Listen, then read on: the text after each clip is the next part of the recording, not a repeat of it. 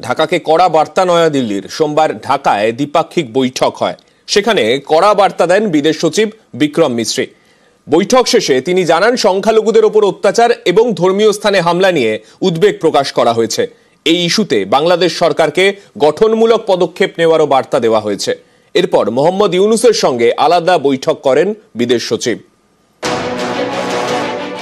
ঢাকার অতিথি নিবাস পদ্মায় ভারত বাংলাদেশ দ্বিপাক্ষিক বৈঠক। সোমবারের এই বৈঠকে ঢাকাকে কড়া বার্তা নয়াদিল্লি।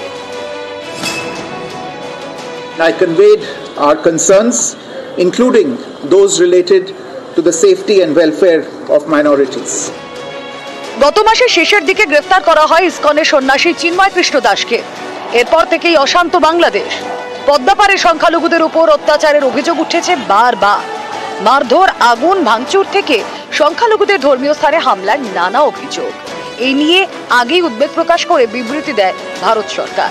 পাল্টা ঢাকা বলে এটা তাদের অভ্যন্তরীণ বিষয়। এই প্রেক্ষাপটে সোমবার ঢাকায় দুই দেশের বিদেশ সচিব পর্যায়ের বৈঠক হয়। সব পক্ষেরই নজর ছিল এই বৈঠকের দিকে। Let them decide. বাংলাদেশের ব্যাপারে government of India, late government of India to decide. এই ব্যাপারে আমি পরিষ্কার বলি, এক্সটার্নাল অ্যাফেয়ার্সের ব্যাপারে উই নেভার ইন্টারফেয়ার। আমরা যথেষ্ট সচেতন নাগরিক এবং আমরা যথেষ্ট সক্রিয়, কিন্তু আমরা ধৈর্যের পরীক্ষা দিই।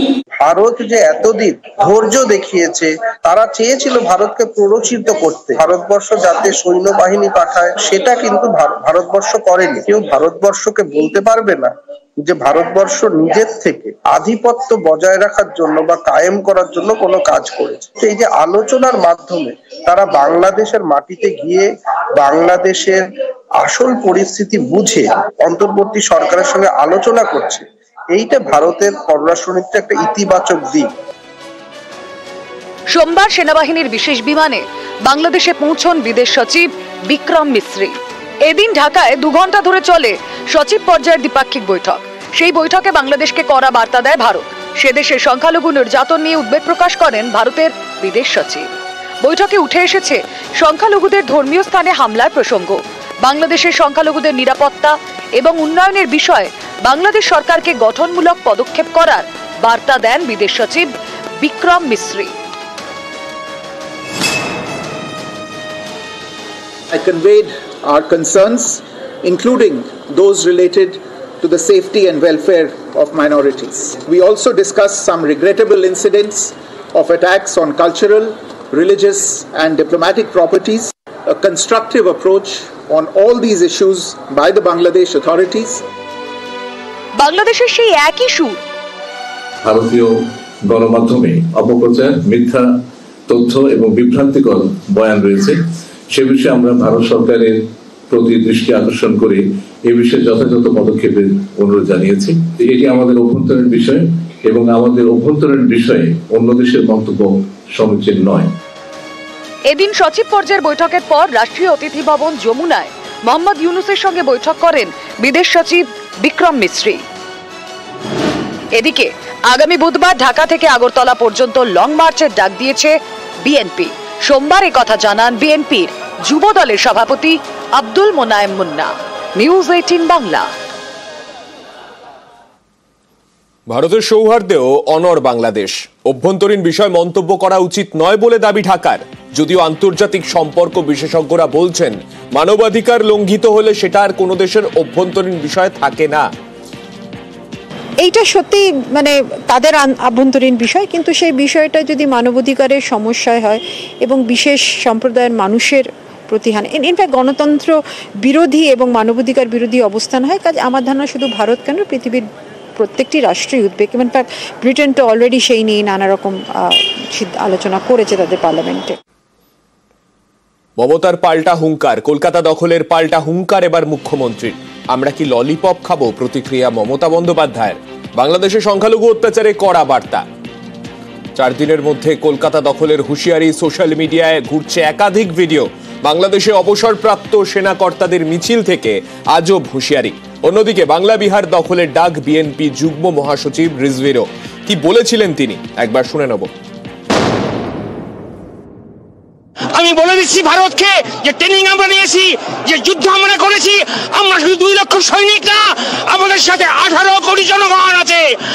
আমাদের ট্রেনিং, আমাদের দক্ষতা ভারতের চেয়ে অনেক বেশি। আমরা যদি একবার সাহস করে আমার দেশকে যুদ্ধ করবে, আমরা বলে দিচ্ছি 4 দিনের মধ্যে আমরা কলকাতা দখল করে নেব।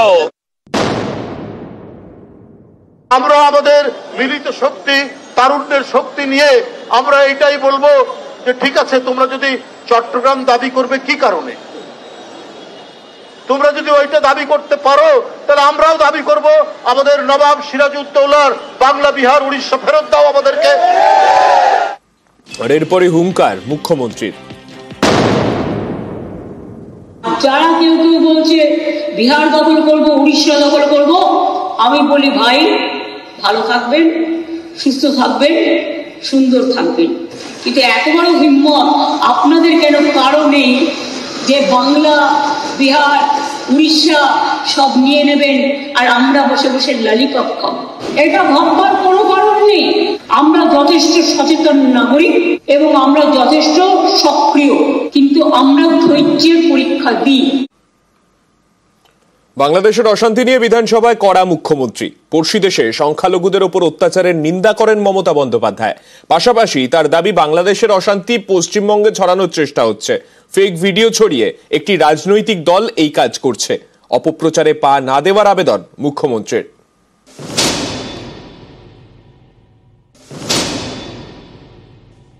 অনেকগুলো ফেক ভিডিও বাজারে চলছে। কোনো একটা পলিটিক্যাল পার্টির পক্ষ থেকে কিছু ফেক ভিডিও চালিয়ে আগুন লাগাবার চেষ্টা করা হচ্ছে। প্লিজ দয়া করে, অনুগ্রহ করে উভয় সম্প্রদায় এর থেকে বিরত থাকুন। ইসকনের সন্ন্যাসী চিন্ময় কৃষ্ণ দাসের গ্রেপ্তারের পর থেকে উত্তাল বাংলাদেশ। বারবার উঠেছে সংখ্যালঘুদের উপরে হামলার অভিযোগ। সোমবার এই বাংলাদেশ ইস্যুতে বিধানসভায় কড়া মুখ্যমন্ত্রী।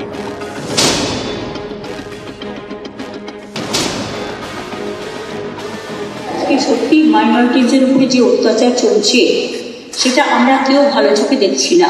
আমরা সবাই যেন এমন কোনো মন্তব্য না করি যাতে আমাদের কোনো রকম পরিস্থিতি বাংলায় এটাকে নিয়ে খারাপ হয়। আমি দাঙ্গাটা চাই না, আমরা দাঙ্গা চাই না, শান্তি চাই। এদিন বিধানসভায় মুখ্যমন্ত্রী বলেন, বাংলাদেশের অশান্তি পশ্চিমবঙ্গেও ছড়ানোর চেষ্টা চলছে। রাজনৈতিক উদ্দেশ্যে ফেক ভিডিও ছড়ানো হচ্ছে। অনেকগুলো ফেক ভিডিও বাজারে চলছে।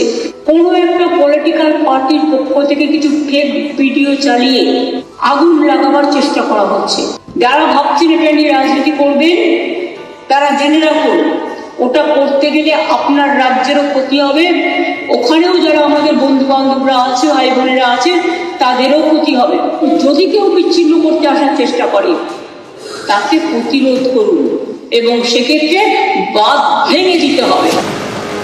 বাংলাদেশের সংখ্যালঘু নির্যাতনের নানা ভিডিও ঘুরছে সোশ্যাল মিডিয়ায়। সম্প্রতি একটি ভাইরাল ভিডিওতে দেখা যায় কালী প্রতিমা ভাঙা হচ্ছে। এই নিয়ে এপার বাংলায় অনেক জায়গাতেই চাঞ্চল্য ছড়ায়। আসলে এটাই অপপ্রচার, কারণ ভিডিওতে যা দেখা গিয়েছে সেটা পূর্ব বর্ধমানের ছবি। এখানকার বেরুগ্রামের সুলতানপুরে বিরাট কালী প্রতিমাকে ভেঙে বিসর্জন দেওয়া হয়। 12 বছর অন্তর বিসর্জন দেওয়া হয়। এটা দীর্ঘদিনের রীতি। যে ভিডিওটা ভাইরাল হয়েছে এটা খণ্ডঘোষ থানার সুলতানপুরের আমাদের কালী মূর্তি বিসর্জনের ছবিটাই ভাইরাল হয়ে গেছে। 12 বছর পর প্রতিমা নিরঞ্জন করা হয় এবং সেই নিরঞ্জনের সময় ওই প্রতিমার অংশগুলো খুলে খুলে তারপর নিরঞ্জন করা হয়ে থাকে। আজ 200 বছরের আগের আমাদের এই ঠাকুর, কিন্তু এর আগেও ঘটনা এরকম ঘটেছে যে ভেঙে ভেঙে আমাদের ঠাকুর বিসর্জন হয়েছে, কিন্তু এতটা সোশ্যাল মিডিয়ায় যায় না। সবারকার হাতেই মোবাইল থাকে, ছবি সবাই তুলেছে, কিন্তু এটা অন্যভাবে এটাকে প্রচার করছে, প্রতিবাদ করছি। প্রতিমা ভেঙে নিরঞ্জন পুরনো রীতি। সেই ছবি দেখিয়ে বাংলাদেশের সংখ্যালঘু নির্যাতনের প্রচার, এই নিয়ে উত্তেজনা, এসব থেকেই সাবধান করে দিয়েছেন মুখ্যমন্ত্রী। কোনো একটা পলিটিক্যাল পার্টির পক্ষ থেকে কিছু ফেক ভিডিও চালিয়ে আগুন লাগাবার চেষ্টা করা হচ্ছে।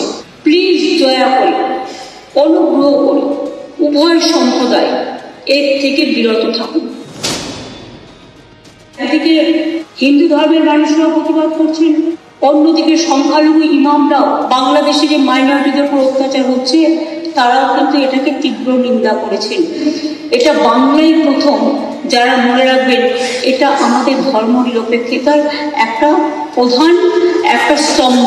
একটা হিন্দুর গায়ে যে রক্ত আছে, একটা মুসলিমের গায়ে সে রক্ত আছে। আমরা কেউ কিন্তু কারো পক্ষে নয়, সবাই কিন্তু সবার পক্ষে। নিউজ 18 বাংলা।